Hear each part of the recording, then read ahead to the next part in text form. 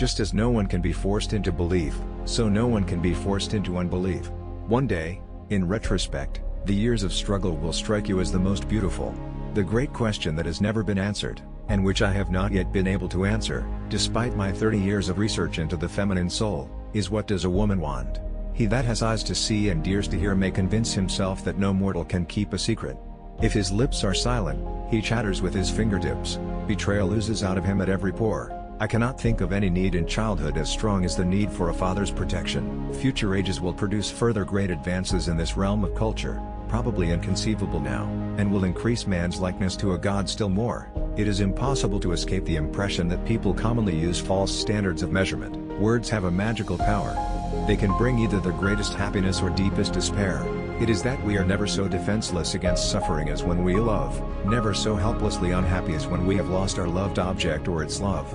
Religion is an attempt to get control over the sensory world, in which we are placed, by means of the wish world, which we have developed inside us as a result of biological and psychological necessities. When making a decision of minor importance, I have always found it advantageous to consider all the pros and cons. In the depths of my heart, I can't help being convinced that my dear fellow men, with a few exceptions, are worthless. Neurotics complain of their illness, but they make the most of it, and when it comes to taking it away from them they will defend it like a lioness or young. The pleasure of satisfying a savage instinct, undomesticated by the ego, is incomparably much more intense than the one of satisfying a tamed instinct. It is easy to see that the ego is that part of the id which has been modified by the direct influence of the external world. Every normal person, in fact, is only normal on the average.